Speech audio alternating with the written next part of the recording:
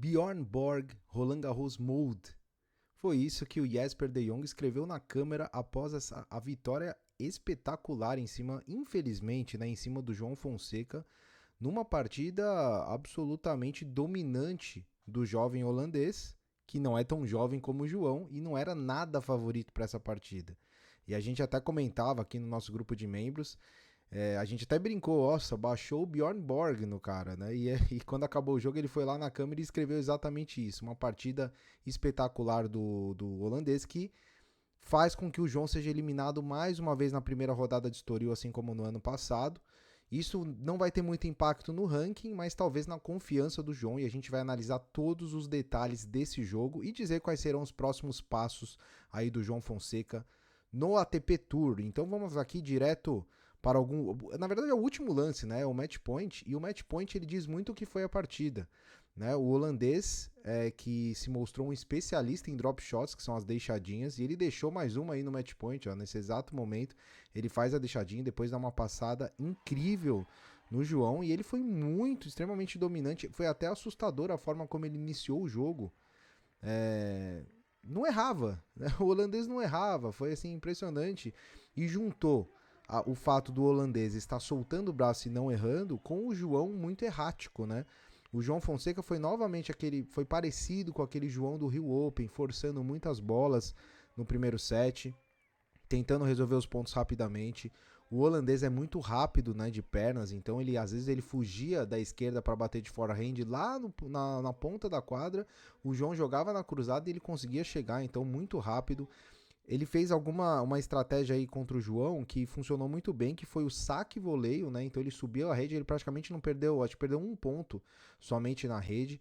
E infelizmente veio a derrota. A gente vai colocar a entrevista do João pós-jogo, aí a análise, né, que ele fez, e depois a gente vai colocar os números do jogo. Então vamos aqui direto para a entrevista do João. Voltar no futuro próximo ao torneio novamente? Eu espero sim, eu não sei exatamente que semana vai ser, eu acho que me falaram que vai ser depois do Wimbledon, né? E é uma temporada que algumas pessoas jogam sim Saibro. Eu gosto de jogar no Saibro, mas ao mesmo tempo tem uma quadra rápida que eu acho que é uma temporada boa para mim e é coisa a pensar.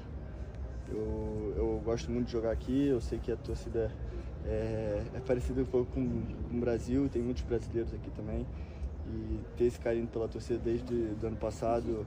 O João foi um cara que acreditou em mim ano passado, que eu não era grande coisa ainda, e eu estou a crescer e ele tem sido muito... Ele foi simpático comigo desde o começo, então eu tenho um carinho enorme por esse torneio. É triste eu perder duas vezes na primeira rodada, eu não queria isso, mas a intenção é a mesma de jogar no Brasil, e eu acho que o começo do jogo de hoje e do ano passado diz um pouco isso, e é saber aprender, ter experiências como essa que vão fortalecendo você como jogador e pessoa. E de fato tinham pouquíssimos torcedores holandeses, né, ou neerlandeses, acho que dava para contar nos dedos, né, e a La Carra Mágica estava tomada de brasileiros, né. Eu não sei nem se é La Carra Mágica o nome, eu tô até com, acho que é La Carra Mágica, tô confuso aqui. Mas estava lotado de brasileiros, né, e o João, né, fala sobre isso, sobre a torcida. Mas infelizmente o De Jong estava na melhor partida da vida. Inclusive na entrevista pós-jogo, ele abre aspas pro holandês. Ele falou: talvez tenha sido a melhor partida da minha vida. Então o próprio holandês viu que ele apresentou um nível de tênis espetacular. Se o João tivesse apresentado um nível alto de tênis também, eu acho que seria suficiente para ganhar do holandês. Acontece que juntou uma partida espetacular do holandês contra uma partida ruim do João, né? O João que errou muito, e a gente vê ali nos números do jogo, né? Mais uma vez, erros não forçados, muito acima do número de winners, e poucos winners para o João. Isso mostra que o De Jong cobriu a quadra toda muito bem. O João fez 12 winners contra 19 do holandês. Já erros não forçados, 25 do João, ou seja, mais que o dobro, e o De Jong fez menos erros do que o winners, o que a gente já falou no último jogo contra o Paul, que aconteceu isso também, é raro no Saibro. Então talvez os adversários estão também jogando um pouco acima da média contra o João, mas faz parte, né? Ele é um cara, como a gente vem falando aí, que agora vai começar a ser estudado, e isso faz parte. No serve rating, O De Jong colocou 291 pontos aí no serve rating. Por que ele é somente o nono?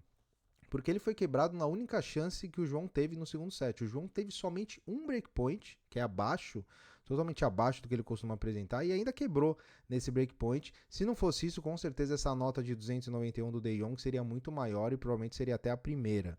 Foram 2 aces do De Jong contra um ace do João Fonseca. O De Jong é um cara que não coloca muito mesmo o primeiro serviço em quadra, 56%. O João, 66%. E no return rating, que foi o show do De Jong, né? Nota 210, para vocês terem ideia. Se a gente pegar a média das últimas 52 semanas de todos os tenistas da ATP, o melhor devolvedor aí é o Alex de Minaur, nota 167. O De Jong com uma nota 210, isso mostra que o nível de devolução dele foi surreal. Ele teve 5 chances de break e quebrou 4 vezes. E conquistou 53 pontos, 53% dos pontos no segundo serviço do João. O João somente 41%. Então foi uma partida extremamente dominante do De Jong. A gente não tem muito o que falar, né? E agora, qual que é o caminho para o João? Vai para Roma, né? Essa semana acabou um pouco mais cedo do que a gente esperava. Faz parte, né? Acho que é uma derrota decepcionante, mas a gente também tem que dar méritos ao adversário, jogou bem, né? O primeiro set foi totalmente dominante, quebrou aí o João duas vezes no primeiro set, terminando ali no 6-2. No segundo set abriu quebrando, abriu 3-0, o João voltou pro jogo ali quando ele conseguiu empatar em 3-3, né? Mas aí o De Jong foi lá e quebrou na finaleira ali, né? No 6-5, jogando um game absurdo contra o João Fonseca, que errou muito, né?